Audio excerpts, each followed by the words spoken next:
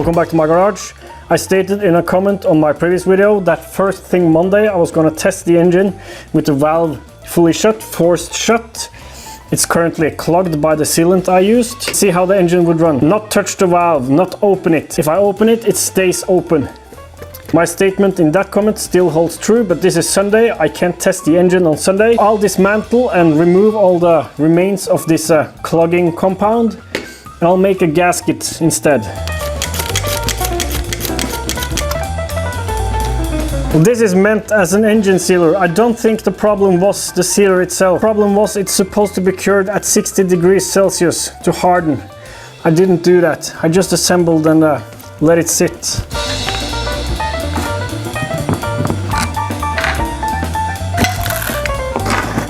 You can see the problem here. It's all that goo. The slide is really sticky. Not a great idea. I'll clean this off, and for once I'll use my laser cutter for cutting a gasket.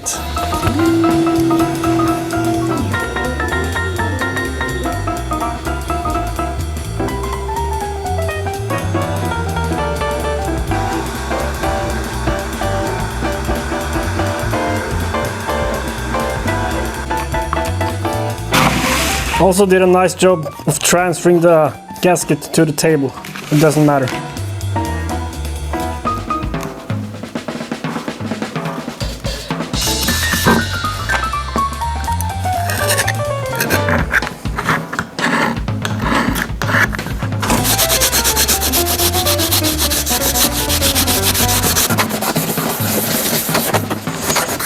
The gasket is 0.35 millimeters thick, which means we'll gain 0.35 millimeter of clearance in here. I don't think that'll be a problem. If it seems to be a problem, we'll skim this surface to bring the thickness back to the same as it was without the gasket. Before we start assembling this, there seems to be an increasing amount of impatient people in the comments, sick of my chaotic approach here, wanting me to run this naturally aspirated, wanting me to stay to one engine, wanting me to do a lot of things. I'm gonna try to make some analogies and put this in a way that doesn't make me come off as a complete pretentious idiot. Then again, I'm actually a lord now. Being a pretentious idiot will probably soon become second nature to me. My eyes are kind of burning. I'm wondering where it's coming from. If it's the brake cleaner, the coffee, the burnt table, the burnt gasket, who knows. Anyways, when I was younger, I liked sweet food, like pure sweet food, candy and stuff like that. As I'm getting older, I'm kind of getting tired of the pure sweet flavors. I like more like bitter stuff, spicy stuff, complexity. I'm not too fond of the clean sweet flavors anymore. It's kind of gotten boring. It's kind of like the best stuff is on that thin line between really bad and really good. If you know what I mean. That fine balance between awful and really good that makes things interesting. Same for drinks. I don't like sweet drinks. I like stuff tasting like tar, burnt wood, charcoal, leather, earth, like shit. That's what I enjoy. I didn't before. Before I liked sweet stuff, like sweet stuff. Earlier I was really into punk rock, and I almost exclusively listened to like aggressive, hard, fast punk rock, simple stuff. I still enjoy that aggressive, hard punk rock, but I find myself easily getting bored by it, and I need to counteract the boredom by listening to like freeform jazz or even like noise music.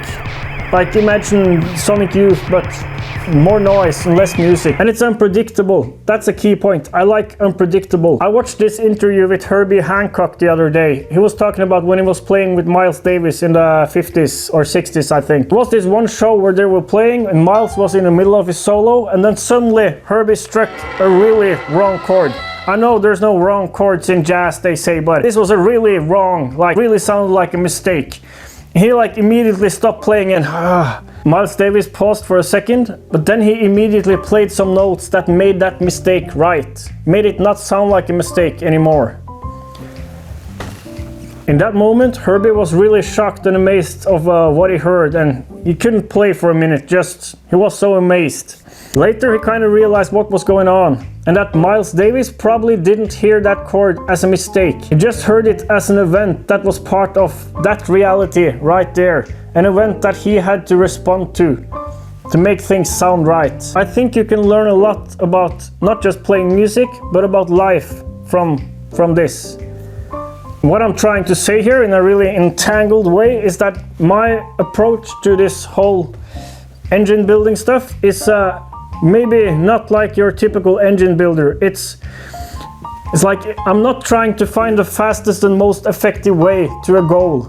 Just like you wouldn't if you're playing music, if you're playing a show, your goal is not to find the fastest and most effective way to finish a song. I'm attacking this more like jazz. It's not that I'm making mistakes on purpose to try and make them sound right. I am trying a lot of things that I probably don't think will work though. All those things that probably won't work, and all the approaches that probably won't work, and all the methods that probably won't work. All of them always bring something new to the table. Something unexpected, something interesting, some complexity, something that makes this really enjoyable. And yeah, okay, back to business.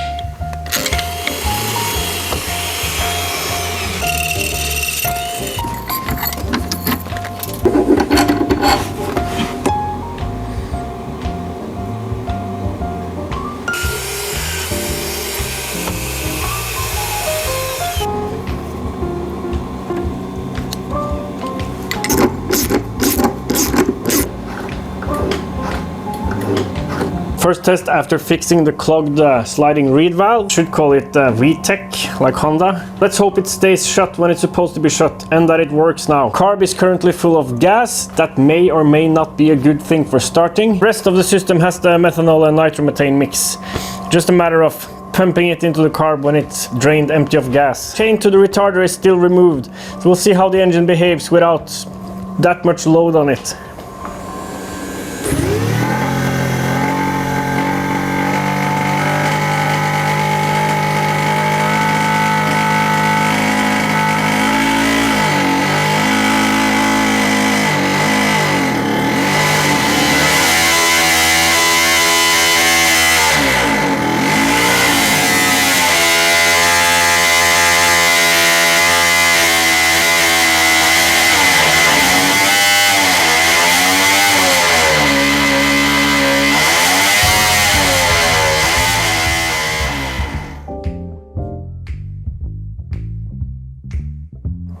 Running better, seems like it almost wants to go. Might be rich. I'll try lowering the needle and see what happens. The reed seems to be working. I'll have to take off the carb to lower the needle, and then we can inspect the reed to see if it's in okay shape.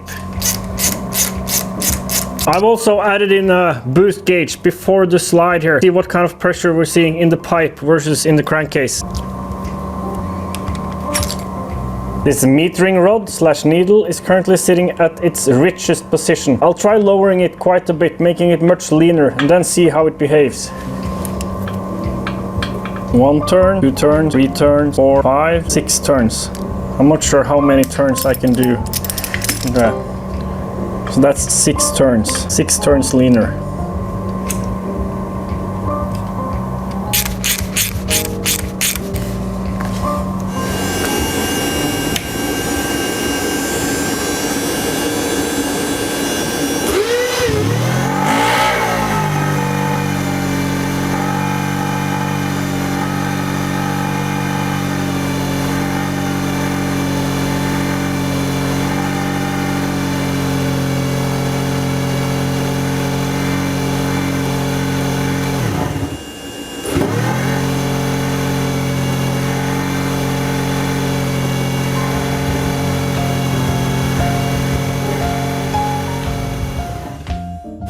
This seems to be much worse, so it was probably not getting enough fuel. I'll try squirting in some starting fluid now, see what happens.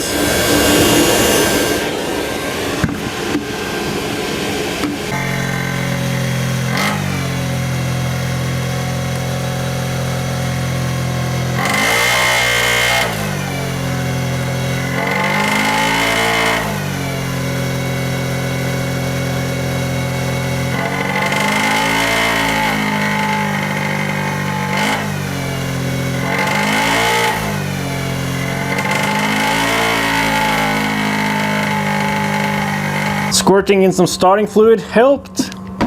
It quickly got too much though, just a quick squirt and it died, and then it came back after a few seconds. We need the carb to deliver more fuel.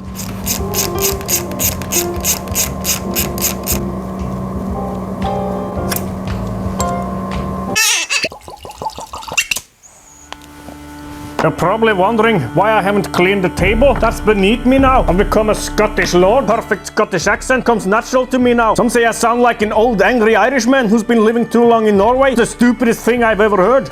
Okay, enough. But I am actually a lord now. I've acquired some land in Scotland.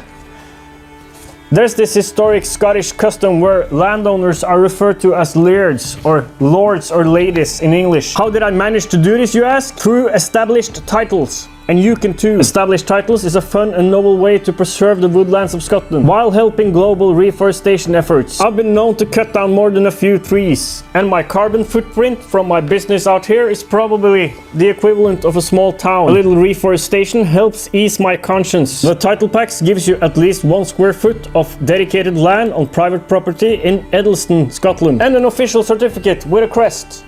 Your certificate features a unique plot number with which you can see the exact location of your land. Established titles plants a tree with every order, and they work with global charities, 1 tree planted and trees for future. Support global reforestation efforts. Becoming a lord like me, or a lady if you're that other weird gender, means you can change your name to lord or lady. Get that on your credit card, plane tickets, even your dating profile. Really makes the perfect last minute gift. And they even have couple packs with adjoining plots. The first 200 people purchasing a title pack through my link will effectively be next to my plot, within a few minutes walking distance. We can create our own little kingdom of two-stroke stuffing. As said, this really makes the perfect last minute gift. It's also a perfect gift for all those people which it is impossible to find something for. Established Titles is actually running an early Black Friday sale. Plus, if you use the code Twostroke you get an additional 10% off. Head to establishedtitles.com/twostrokestuffing to get your gifts now and help support the channel and become a lord.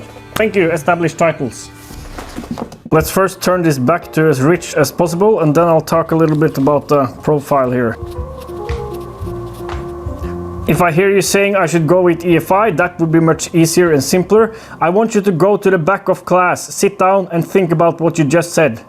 This metering rod is a 2-3. If I read the chart correctly, that should be fairly rich at low to mid-range, lean at the top range. This is the only metering rod I have, and I really don't want to start grinding it. We'll need to order some more if this is a problem. I'm thinking maybe my float height is a problem though. If you have a look at this carb, disregard the methanol destroyed the translucent float bowl. The actual float sits in here and it's hinged here. It moves like this.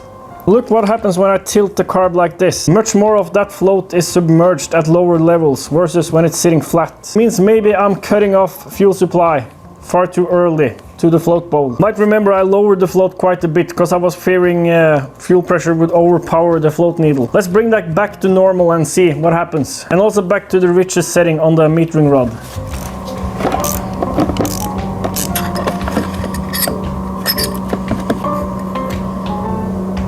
The content in the float bowl smells like jazz. No, it doesn't. It smells like gas. Still, it does not smell like jazz. Makes me think there's not much changeover in there. Let's bend that float tab back and see how it behaves. You can see how I bent the tab there to have the float close sooner. Probably a problem with the acute angle it's sitting in. Now it's back to its flat position. We'll try with it sitting like that. That tab pushes on the float needle. And if it's bent up like I did with this one, it will push on it sooner. Close the valve earlier.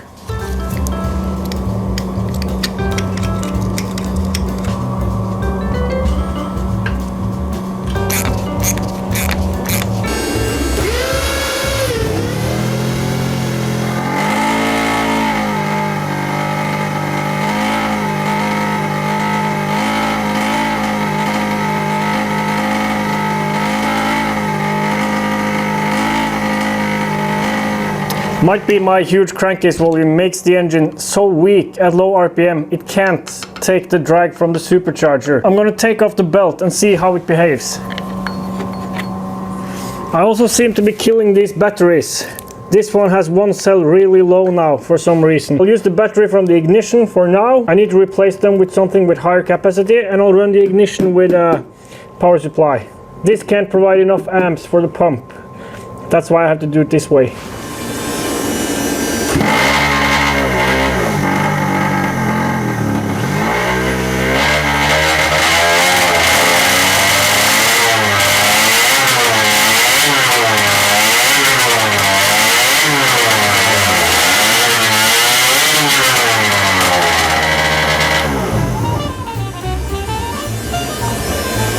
Now we know.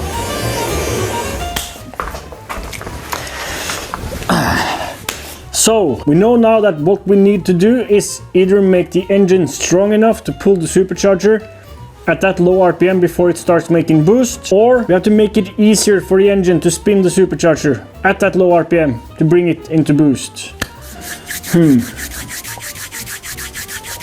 I'm going on a little drive to see if I can find some bigger batteries and stuff, and I'll think about it.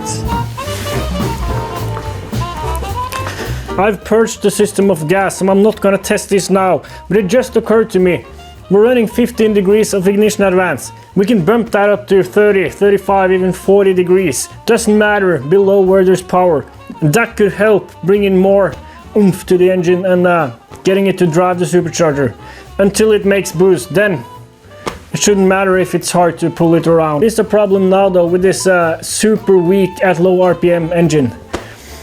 Ignition timing might sort that though. I'll think about it in the car. I completely forgot I had this. 12 volts, 20 amps. Perfect for the application. This will be driving my fuel pump now. I really want to drive the ignition with higher voltage, 16 volts. So I'm keeping this for the ignition.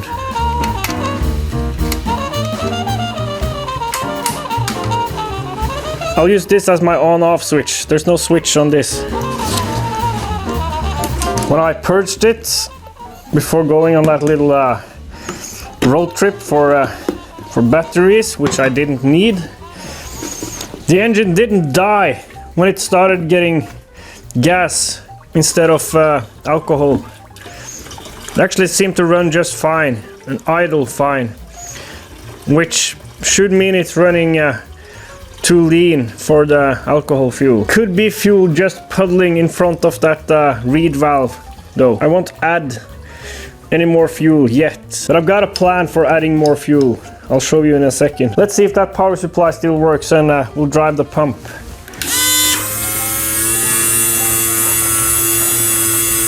Success.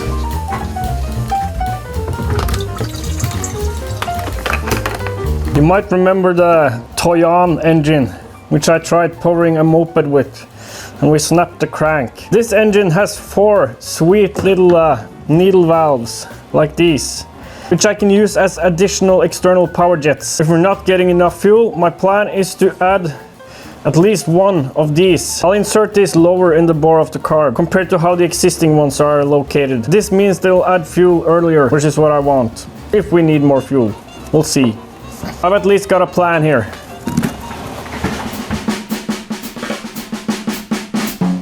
Hooking my computer up to the Ignitec unit to adjust the curve. Running a 15-degree flatline now in an attempt to overcome our challenges with the huge crankcase volume, causing it to be too weak to drive the blower. We're bumping it up to 30 degrees at 3000. Keep it at 30 until 8000 and bring it back down to 15 at around 13. Now, as soon as it's up to temperature, let's see what happens.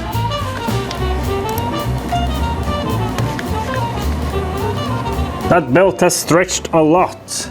Might need to make a new hole for the tensioner.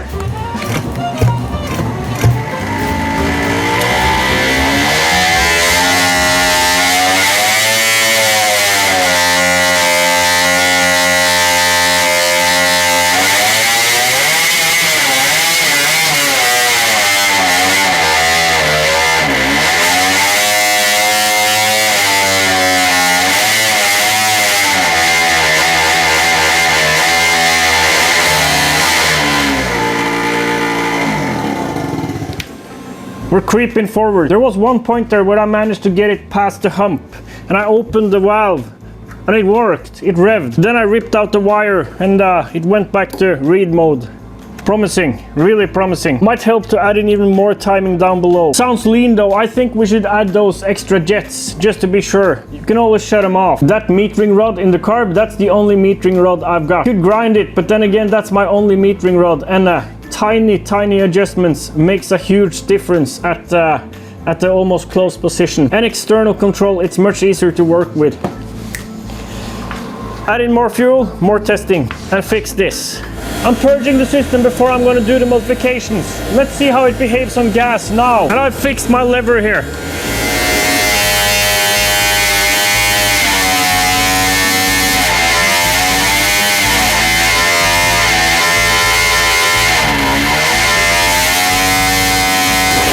It's running too well on gas, even though it's running worse. You need to add in some more fuel.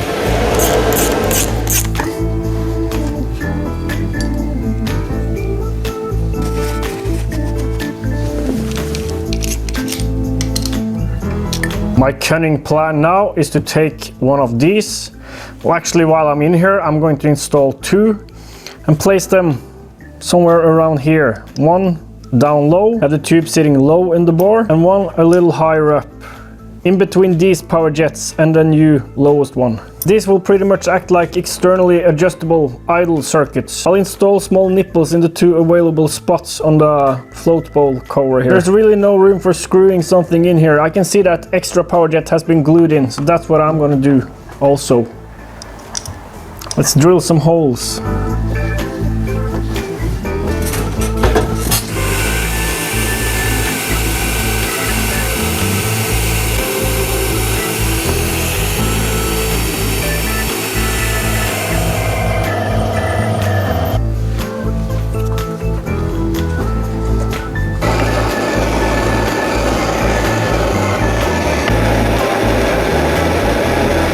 I have to move the camera, it's in the way.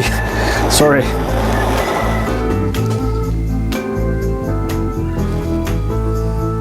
One normal and one slightly extended. Normal one will sit there, slightly extended one down there.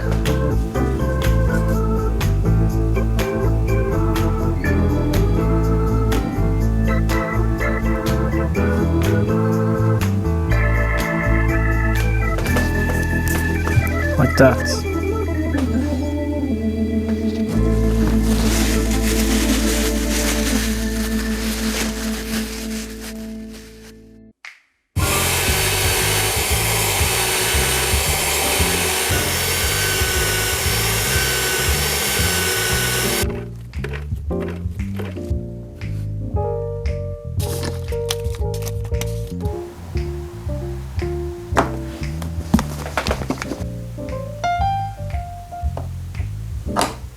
It's a 5.5. The smallest I've got is a 6.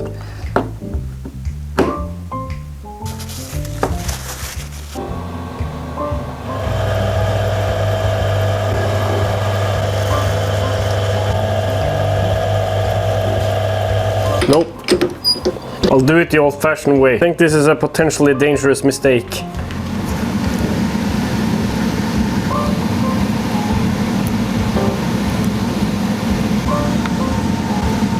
Not perfect, but good enough for what I'm doing.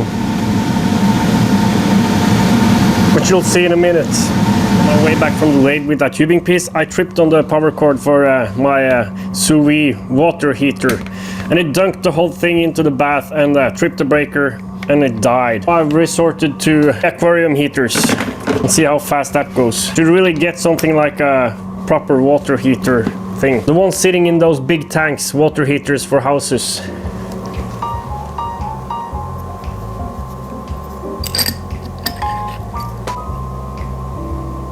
I know the silicone tubing works fine for the methanol and nitromethane.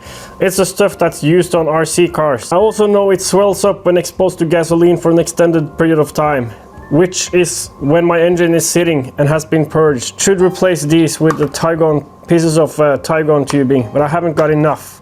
We'll have to use them for now.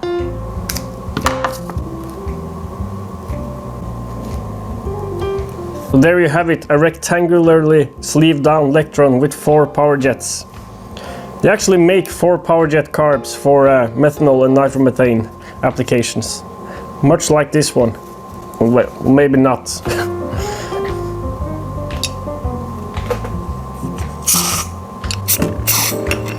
And that one works. Perfect. The rubber rings I made are meant to be inserts in here to take up the space between the carb and the actual intake. The reason for the extra space is I needed room for that wide clamp. The actual carb spigot is not as wide as the clamp because of these ears. I have a feeling fuel is puddling down here, causing weird stuff to happen. It's puddling and suddenly bursting into the engine. This should help eliminate that.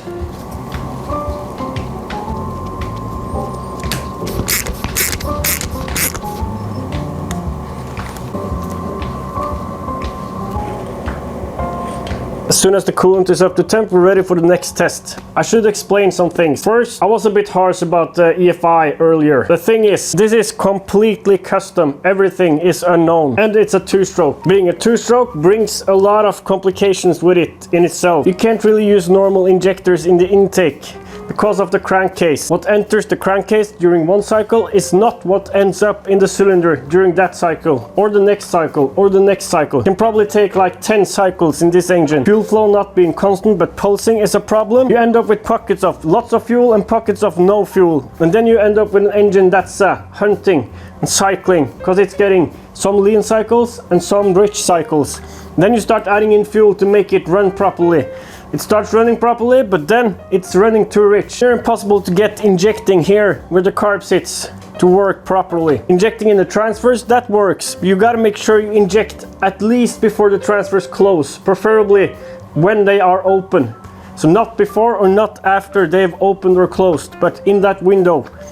But definitely not after they've closed, because then you end up with mixture for that cycle brought over to the next cycle. Some of the complications of running EFI on a 2-stroke. I'm not even going to start talking about what happens when the pipe hits. Then there's the problem of running methanol and nitromethane with 10% oil.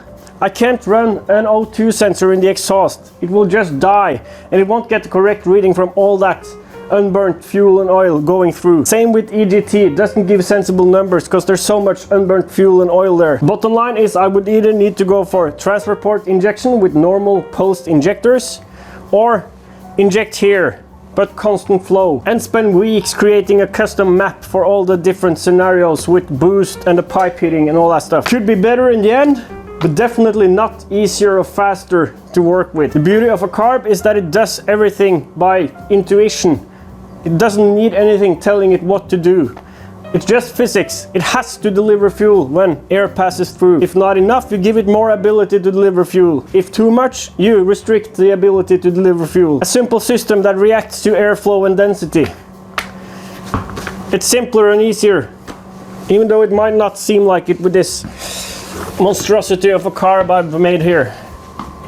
The thing I was actually going to talk about, why did the engine respond better when I gave it more timing down low? Simply because the high crankcase volume creates really bad cylinder filling. Less mixture in the cylinder, and that means less turbulence, and that means it's burning slower. That's why I have to ignite the mixture earlier, because it's burning slower. It's not like we want peak pressure to happen at a different location in the cycle. It's just that we need to ignite the mixture earlier for it to burn and create peak pressure at the optimal place in the cycle, near optimal. This is also the reason why you pull timing out of a 2-stroke at higher RPM when the pipe hits in the power band. Pipe creates a lot more dynamic compression, and this means more turbulence, and the mixer is burning faster. That's why you see me pulling out to like 15 degrees at peak power. We're at 30 degrees down low now. We might even go higher depending on how it behaves now with more fuel. And I've set up a camera to monitor what's happening here, see if there's fuel going into that low sitting power jet. Should actually have a camera on the other side, but I somehow lost my GoPro in Denmark.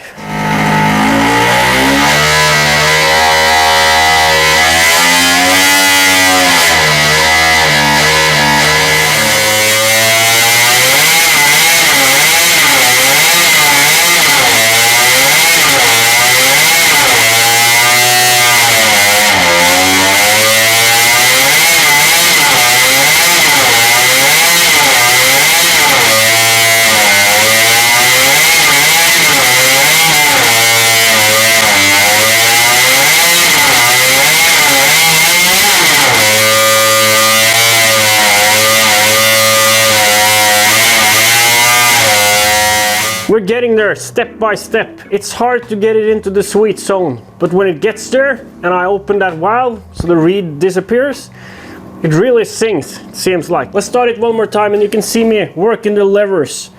See what's going on.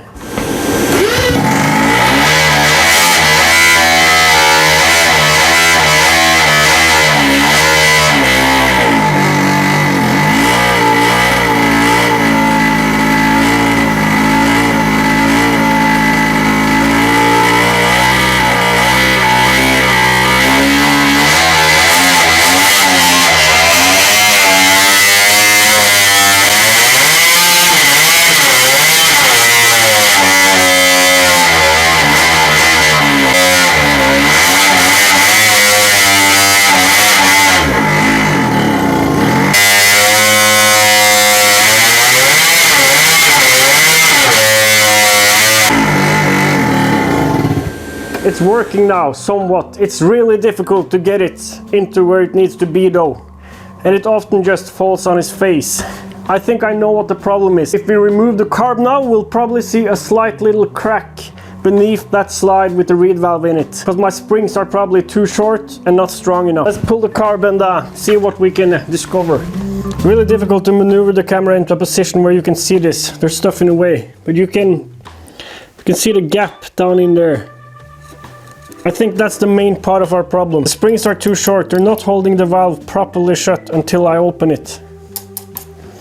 We need longer springs. You can clearly see the problem here. The resting position is not fully closed. All I've got in stock that will work are these. Well, actually 2 of these per side. It will be a complete bitch to install. I was thinking about drilling holes here so that I could use bolts, like install the springs after assembling the unit, then cap the holes with bolts. The problem is, these are 6mm outer diameter. M6 bolts are pretty much the largest size I dare drilling holes for here. And these won't fit in threaded 6mm holes. I'm gonna attempt assembling it with the help of some blunted razor blades.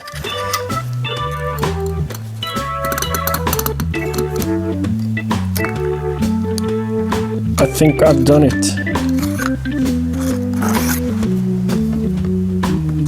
So these springs are long enough, but they're too long. Bummer. I shortened 2 of the springs this amount and still long enough to seal, short enough to fully open. Perfect. I was setting up to show you how it works perfectly now, but it doesn't. There's slack at the bottom of the travel, so the slide can be pushed up to be open. Back to the drawing board. Well, that's odd.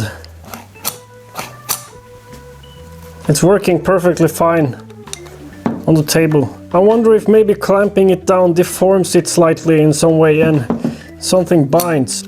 Now it's just loosely sitting on here. Still works. Almost tight. Still fine. Tight. When that gasket gets fully compressed, the springs are binding up. Grind in a little bit of clearance.